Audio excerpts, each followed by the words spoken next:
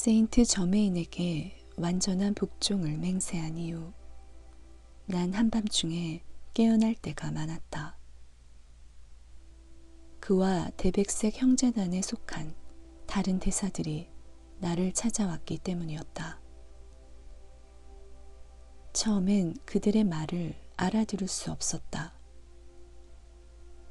하지만 내면의 빛에 대한 명상을 통해 나의 영적인 수련이 깊어짐에 따라 점차 그들이 하는 말들을 알아들을 수 있게 되었고, 종종 잠에서 깨어났을 때 그들 메시지의 핵심적인 부분들을 기억할 수 있게 되었다. 한 번은 이틀 밤 연속으로 내가 알지 못하는 한 장엄한 존재에 의해 잠에서 깬 적이 있었다. 나는 그의 강렬한 광의로 인해 그가 비범한 존재라는 걸 알 수 있었지만 아직 이 새로운 대사를 명확히 알아볼 수 있을 정도로 충분히 깨어나지 못했었다. 이 존재는 낯설면서도 왠지 모르게 친숙한 목소리로 내 과거 생애들과 그 생애들이 어떻게 내 현생의 시험들을 창조하게 되었는지 설명해 주었다. 그날 밤 방안이 밝아지며 또다시 알 수 없는 존재의 위풍당당한 목소리가 들렸다. 나는 재빨리 잠에서 깨어 일어나 앉았다. 그러자 머리 위에 무지개색 동심원들로 둘러싸인 태양보다도 밝은 빛이 보였다. 눈이 그 빛에 점차 적응하게 되자 나는 내 앞에 백색 로브를 입은 빛나는 존재를 볼 수 있었다. 그의 얼굴은 내가 똑바로 바라볼 수 없을 정도로 환하게 빛나고 있었다. 빛나는 두 눈으로 나를 꿰뚫어 보는 그의 힘은 너무나 강력해서 나는 내가 이제껏 경험해 본 것 이상의 거대한 존재의 현존 앞에 있다는 걸 차마 의심할 수도 없었다. 나는 용기를 내어 소리쳤다. 당신은 누구시죠? 대답이 없었다. 이번엔 좀 더 자신을 내어 소리쳐 물었다. 하나님의 이름으로 난 당신이 누구인지 알고 싶습니다. 그러자 내게 깊은 충격을 주는 답이 돌아왔다. 나는 하나님이다. 나는 너 자신의 하나님 현존이다. 나는 너다. 한낮의 태양보다 더 밝게 빛나는 그 신성의 빛이 방의 경계를 녹여버렸다. 벽과 천정은 진동수가 증가함에 따라 사라지는 듯 했고 내 몸의 모든 세포들은 내면의 불로 이글거렸다. 마치 불길에 휩싸이지 않으려는 것처럼 내 몸은 땀으로 흠뻑 젖어버렸다. 나는 이 존재의 가슴과 내 가슴을 연결하는 은색 줄을 보았고 그제야 내 위에 존재하는 현존이신 하나님과 내가 하나임을 진정으로 깨닫게 되었다. 의식이 점점 사라져가고 있었다. 나는 숨을 헐떡거리며 침대에 쓰러졌다. 아침 햇살이 내 방안을 비출 때가 되어서야 난 잠에서 깨었다. 그러나 잠에서 깨었을 때도 여전히 내가 하나님이라는 인식은 충격적이었다.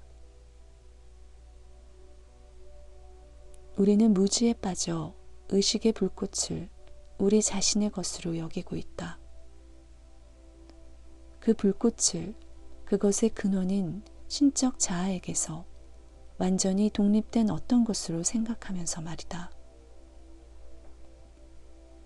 나는 우리가 자기 자신을 독립적인 존재, 자급자족할 수 있는 분리된 실제라고 당연하게 여긴다는 사실이 놀라웠다. 사실 우린 이 신적 불꽃의 빛 없이는 숨조차 쉴 수 없는데도 말이다. 이 신적 현존이 우리를 인식하지 못하고 지나치는 때는 한순간도 없다.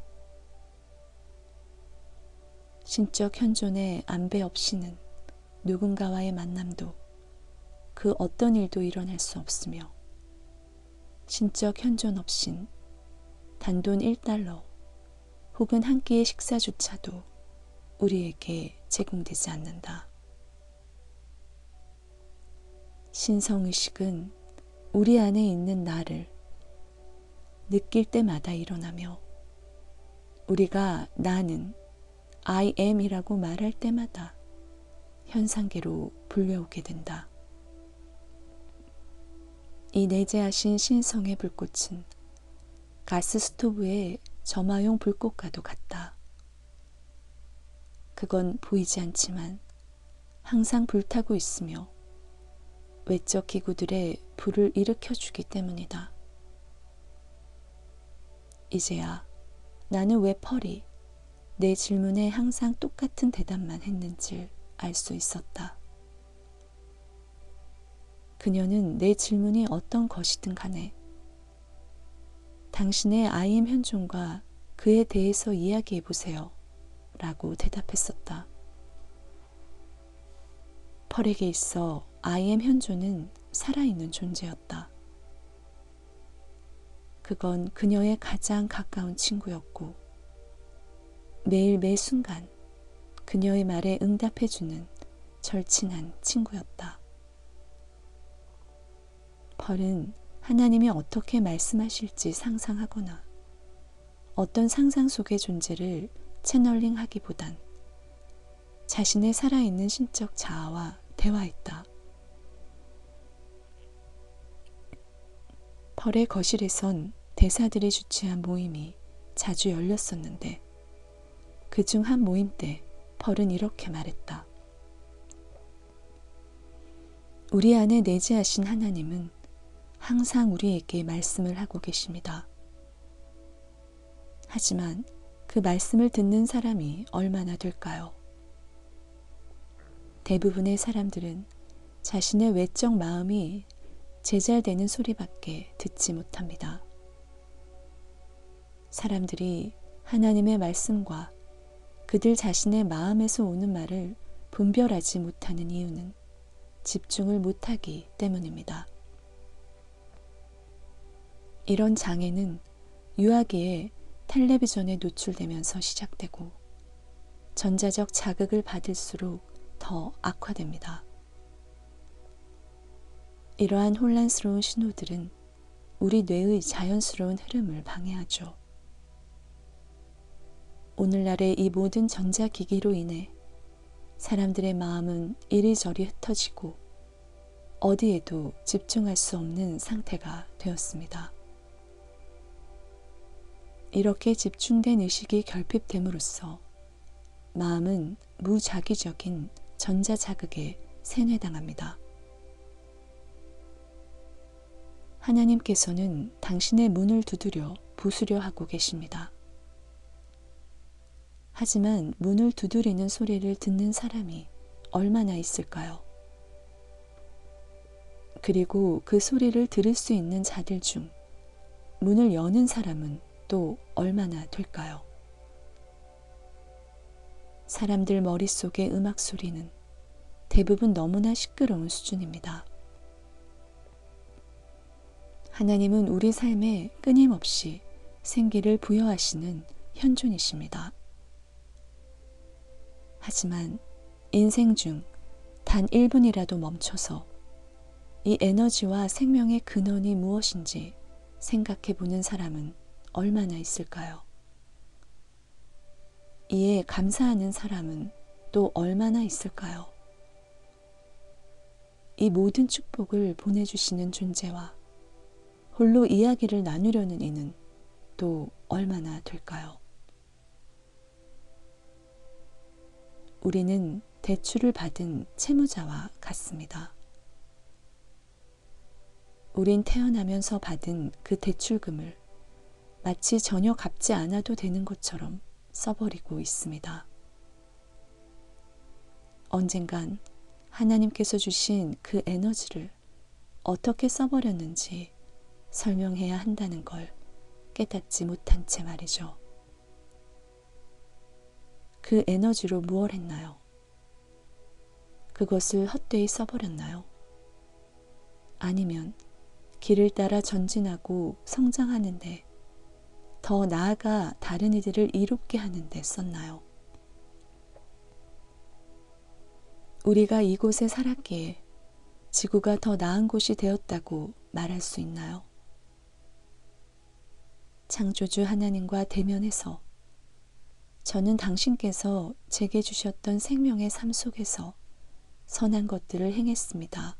라고 말할 수 있나요?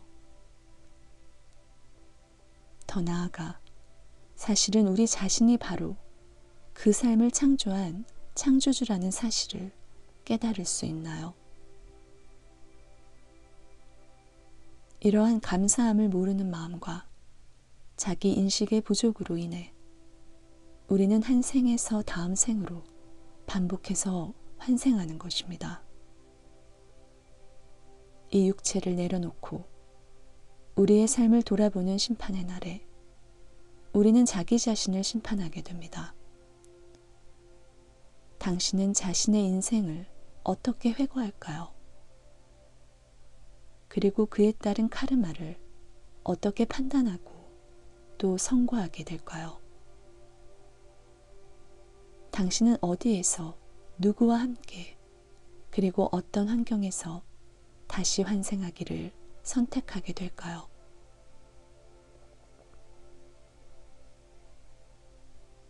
우리가 현생에서 타고난 삶의 조건들은 결코 우연이 아닙니다. 우리 인생의 큰 그림과 상황들은 지나간 우리 행위들에 의해 이미 결정되어 있습니다. 우리가 그 상황들을 어떻게 다루고 또 그 상황들과 어떤 관계를 맺는가가 바로 우리에게 주어진 자유의지입니다.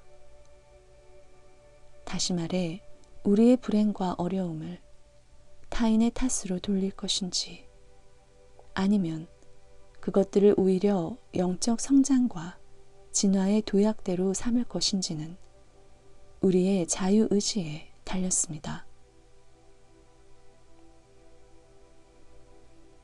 이제 나는 I am 현존이 내 인생의 모든 조건과 사건들을 창조하는 살아있는 신성이란 사실을 이해하게 되었다. 그리고 내 인간적인 자아는 매 순간 생명과 자아의식을 쏟아붓는 이 현존 속으로 덧없이 사라질 외형일 뿐이라는 것도 깨닫게 되었다. 나는 펄이 가르쳐왔던 창조 법칙의 중요성을 더 깊이 깨닫기 시작했다. 우리는 의식적인 창조를 할 수도 있고 한계 지어진 습관적인 생각들이 우리의 삶에서 더 많은 한계를 창조하게끔 할 수도 있다. 나는 자신의 I am 현존과 하나 된 이 대사들과 나날이 더 친밀해지고 있었다. 이런 유대감이 깊어짐에 따라 나는 그들의 가르침을 배우고 시험을 겪으며 더욱 발전하게 되었다.